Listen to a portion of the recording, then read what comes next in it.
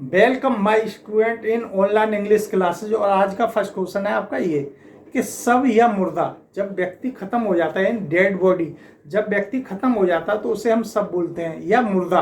तो उसके लिए इंग्लिश में हम किस शब्द का प्रयोग करते हैं, यानी मुर्दे के लिए किस शब्द का प्रयोग इंग्लिश में किया जाता है। You have 4 option. First option is carcass, CARCASS।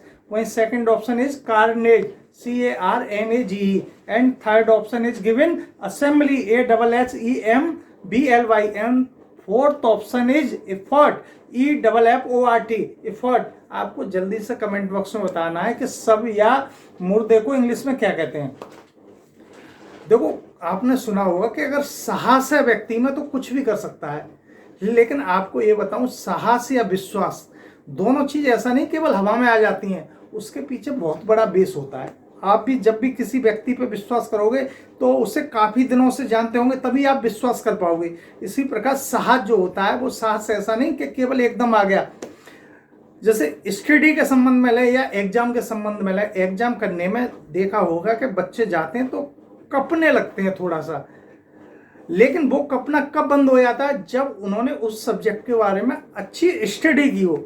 ऐसे ही देख, चोर चोर होते हैं, बड़ी बड़ी चोरी कर लेते हैं। लोग वह यहाँ तक हो गए कि चोर जो बड़े लेवल के चोर होते हैं वो बैंक को भी नहीं छोड़ते, बैंक में भी चोरी कर लेते हैं। तो कहते हैं ना, इतना साहस कहाँ से आता है। वो साहस से आता है कि उन्होंने पहले कोई छोटी छोटी चोरियां की होंगी जिसमें वो पकड़े नहीं गए। तो जब पकड़े नहीं गए तो उसमें क्या हुआ कि साहस पैदा हुआ, बोले छोटी चोरी कर ली, अब हम बड़ी चोरी कर लेंगे। लेकिन सफल होंगे या असफल ये तो बाद की बात पता चलेगी। इसी प्रकार साहस जो होता है, चाहे नकारात्मक हो या सकारात्मक, साहस जो होता है वो पीछे, उसके पीछे एक बेस होता है, किसी भी चीज का हो। साहस, लड़ने में साहस हो, एग्जाम में साहस हो, चोरी में साहस हो, यानी सकारात्मक या नकारात्मक। जैसे कहते हैं कि डॉक्टरों के बारे में भी, कुछ डॉक्टरों के बारे में कहा जाता है कि लोग वागों को मार के डाल लेते हैं ICU में, वो बिल बनाते रहते हैं। तो ऐसा नहीं है, ये साहस उनमें एकदम आ जाता है। उनमें भी साहस आने के पीछे कोई ना कोई कारण होता है, या वो उन लोगों को भी चंदा देते हैं जो सक्षम है, उनको बचाने में सक्षम है। तो साहस के पीछे कहीं ना कहीं सकारात्मक हो या नकारात्मक कहानी जरूर होती है, बेस जरूर होता है। तो आपका फर्स्ट ऑप्शन दिया है कारकस। हम चलते हैं यहाँ पे आखिर मुर्दे को क्या कहते हैं। तो यहाँ फर्स्ट ऑप्शन है कारकस, वहीं सेकंड ऑप्शन है कार्नेज, CARNAGE। वहीं third option assembly and fourth option effort. अब हम देखते हैं कि इनमें से आखिर सही ऑप्शन कौन सा है, यानी कि मुर्दे को इंग्लिश में क्या कहते हैं। तो हम चलते हैं फोर्थ से। सबसे पहले लेते हैं फोर्थ, इफर्ट क्या है, यानी चारों के मीनिंग पता होगा तभी बता पाएंगे आखिर सब या मुर्दे को इंग्लिश में क्या कहते हैं। इफर्ट, EFFORT, इफर्ट माने होता है प्रयास, किसी के लिए इफर्ट करना, प्रयास करना। जैसे ट्राई होता है ना, ऐसे इफर्ट जो होता है प्रयास होता है। अब देखते हैं थर्ड ऑप्शन असेंबली, क्योंकि हमने बैक से लिया है तो बैक से चलेंगे। असेंबली, असेंबली ASSEMBLY, असेंबली जो होता है वो होता है सभा के लिए यूज। सभा जो होती है, सभागृह होता है जो असेंबली, असेंबली होता है सभा के लिए यूज। वहीं second option is carnage, CARNAGE। Carnage होता है एक तरह से नरसंहार, यानी ज्यादा समूहों में हत्या होना, नरसंहार या कत्लेआम। कत्लेआम या नरसंहार के लिए कार्नेज शब्द का प्रयोग किया जाता है। वहीं देखिए आपका फर्स्ट ऑप्शन दिया हुआ है, first option is given carcass, CARCASS, carcass. तो आपको बता दूं दिस इज राइट आंसर, क्योंकि हम सब या मुर्दा को कार्कस बोलते हैं, CARCASS, कार्कस। अब चलते हैं हम अपने नेक्स्ट क्वेश्चन पर। नेक्स्ट क्वेश्चन है आपका ये कि which is different from others. आपको ये बताना है कि 4 ऑप्शन दिए हुए हैं, इनमें से एक जो है अन्य से अलग है। देखो, इंग्लिश में मीनिंग जो है वो बेस है। मीनिंग चाहे किसी भी रूप में याद करें आप, एंटोनेम्स, सिनोनेम्स या आपका मीनिंग्स, किसी भी रूप में याद कर लें। देखो, इंग्लिश की गाड़ी 2 चीज पे चलती है, पहले भी बताया, रूल्स एंड वोकैबुलरी, यानी meaning.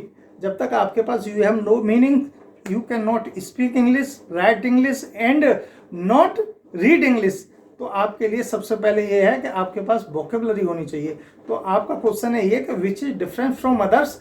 First option is given climate, CLIMATE। वहीं second option is given environment, ENVIRONMENT, and third option is given atmosphere, ATMOSPHERE, and fourth option is given comprise, COMPRISE, comprise।